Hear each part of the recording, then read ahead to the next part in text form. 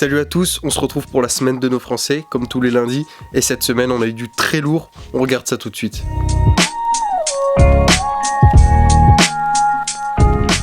Dans les mentions honorables, en commençant par les gardiens, Mike Maignan obligé 8 arrêts, malgré la défaite contre le Bayer Leverkusen, mais une performance vraiment notable. Didillon qui joue aux Pays-Bas gagne avec Willem II face à Almer. Et Theo Guivarch sort une grosse performance avec le Clermont Foot pour une victoire sur Guingamp, 4-1. Mais le nom qu'on va retenir aujourd'hui, c'est obligatoirement Lucas Chevalier. C'est pas celui qui a effectué le plus d'arrêts, mais des arrêts décisifs. Et surtout face à qui? Face au Real Madrid, pour une victoire 1-0. Donc obligatoirement, presque le MVP de cette liste, Lucas Chevalier. Après Chevalier, on est donc obligé d'évoquer chez les défenseurs centraux Diakité, une victoire face au Real. On est obligé de citer, on en citera d'autres, forcément. En Ligue des Champions, toujours Soumaïla Koulibaly avec Brest pour une victoire sur Salzbourg 4-0, donc notable. Pierre Kaloulou également, une victoire sur Leipzig 3-2 alors qu'ils ont eu un carton rouge pendant une trentaine de minutes. Brian Goncalves, une performance XXL avec Dender pour une victoire sur Charleroi. Jordan Lefort aussi.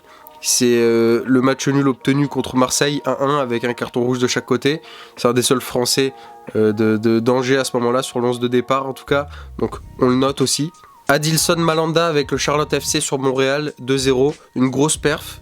Badé remporte le derby sans être étincelant, mais le derby de Séville avec le FC Séville face au Betis. Deux noms qui ont failli être titulaires dans cette liste, Maxime Estève qui est continuellement bon avec Burnley, une victoire sur Preston, une victoire sur Plymouth, il est toujours dans les bons coups. Ajmatou Soukouna aussi aurait pu être titulaire, c'est un but victorieux avec Annecy face au Red Star. Mais Steve Capuadi, c'est un but victorieux en Conference League avec le Legia contre Betis. Donc plutôt grosse performance, c'est une victoire sur ils étaient plutôt outsiders. Et comme d'habitude, Boskagli, j'ai l'impression qu'on le cite toutes les semaines, mais il est toujours bon comme Estève, mais encore un cran au-dessus. Je pense qu'il y a vraiment quelque chose à jouer pour lui cette saison. Là, c'est un match nul face au Sporting, 1-1, plus une top performance face à Rotterdam, une victoire 2-1, où il fait une passe décisive. À gauche, ça aurait pu être Lucas Digne, une victoire sur le Bayern en Ligue des Champions, qui avait toujours pas perdu cette saison, c'est notable. Mais Léo Petro a fait vraiment une bonne performance avec la SSE pour une victoire 3-0 sur Auxerre. Je pense que ça vous aura pas échappé, et notamment une passe décisive. À droite, c'est Kenny Lala qui aurait pu mériter la place, 4-0 sur Salzbourg en Ligue des Champions à l'extérieur, et 2-0 à domicile contre le Havre quelques jours plus tard. Mais Valentin Gendré a été vraiment bon, déjà en Europa League avec Hoffenheim contre le Dynamo Kiev, une victoire 2-0, il fait une passe décisive, et il est buteur face à Stuttgart quelques jours plus tard, donc hier, vraiment il sort une grosse perf, félicitations à Valentin Gendré. Au milieu de terrain, il y a beaucoup de beau monde. Adopo, déjà, Michel Adopo, c'est un but face à Parme, 3-2 pour eux, et un match nul obtenu face à la Juve à l'extérieur. Donc grosse perf, il a été 2 fois particulièrement bon. On est obligé de citer d'autres Brestois. Madi Camara, il a été buteur face à Salzbourg. Hugo Magnetti, il a été passeur. Donc on est obligé de les évoquer. Maxime Lopez et Noah Kadiou, même combat, c'est tous les deux buteurs pour offrir la victoire à leurs équipes en Ligue 2. Kamavinga était bon face à Villarreal pour son deuxième match de reprise, et Laurent Rosier également avec Sitar, c'est une victoire sur Alkmaar. Alors c'est pas tous les matchs que Alkmaar perd face à Sitar, donc c'est notable. Stambouli et Magnin, même combat que ceux de tout à l'heure, ils ont été particulièrement bons, tous les deux passeurs pour offrir la victoire à leur équipe. Donc on les met aussi dans les mentions honorables. Andy Diouf n'a pas offert la victoire à son équipe, c'est un but mais un match nul 2-2 contre Strasbourg à l'extérieur avec Lens. Corentin Tolisso, méconnaissable, était là déjà la semaine dernière, là il est dans les mentions honorables. C'est une passe décisive face aux Rangers. Et Tanguy Ndombele, moi je suis en train de me filmer, je sors juste de Nice PSG, donc forcément je suis obligé de parler de Tanguy Ndombele, de cette performance et du nul obtenu face au PSG.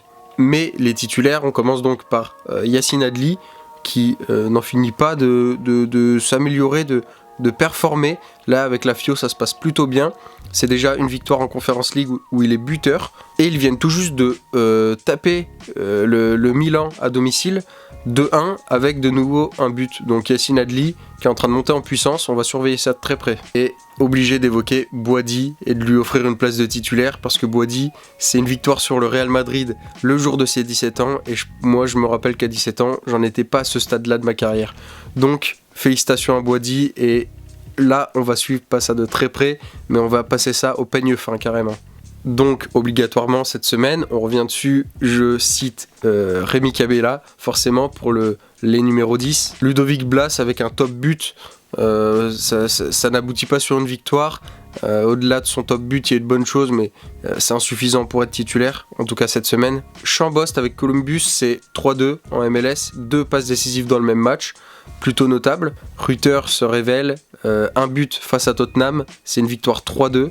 Et Gauthier 1 offre la victoire à Metz face à Amiens avec 2 buts. Mais le titulaire, il était remplaçant dans notre équipe la semaine dernière. Là, on ne pourra pas y échapper. C'est Ryan Cherki. Alors, il a joué à droite contre les Rangers, mais dans l'axe face à Nantes. Et 2 fois, il a été vraiment, je ne sais pas si on peut dire surprenant, parce qu'on lui connaît ce niveau-là quand il en a envie. Mais il est vraiment époustouflant. Et Ryan Cherki, là, j'ai pas beaucoup de mots pour décrire ce que je vois quand je le regarde jouer. On arrive sur les ailiers et comme toutes les semaines, j'ai l'impression qu'on va commencer à s'y faire. Il y a toujours un côté où c'est un peu plus désert. Là, c'est à gauche.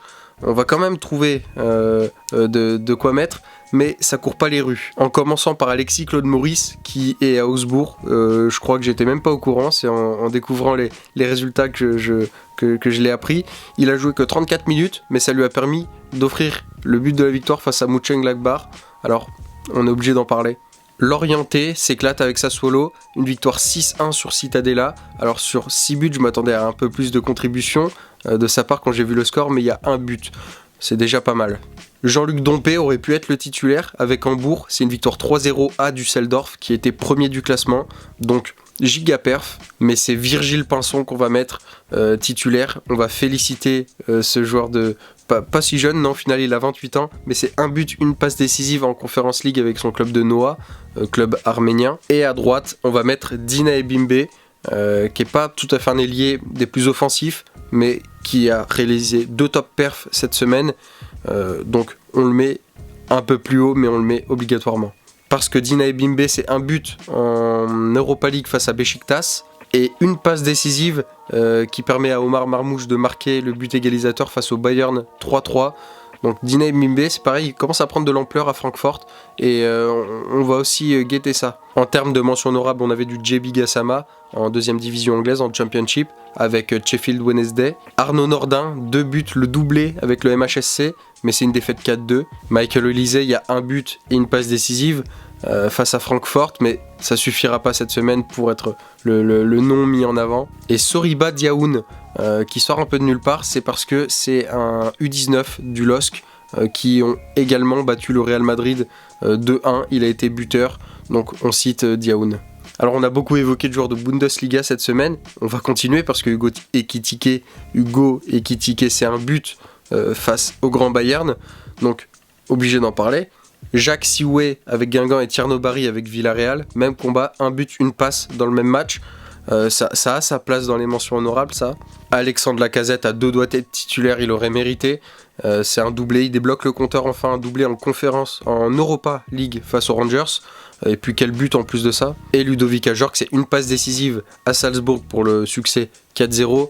Et un but quelques jours plus tard en Ligue 1 pour offrir la victoire notamment, pour contribuer à la victoire. Donc on stream. Mais le nom retenu, ça nous aura peut-être pas échappé, mais ce week-end, c'est Marcus Thuram qui nous plante un triplé face au Torino, 3-0. Donc, grande Marcus, à toi de jouer pour le rassemblement de l'équipe de France et j'espère que ça te mettra en confiance. C'est la fin de cette vidéo. On en est qu'à peut-être 4 fois sur ce format, mais je prends énormément de plaisir, donc je pense que je vais continuer et je vais essayer d'introduire des vidéos en semaine également, en milieu de semaine, pour combler un peu les trous. Je vais faire de mon mieux parce que je prends beaucoup de plaisir à le faire en tout cas.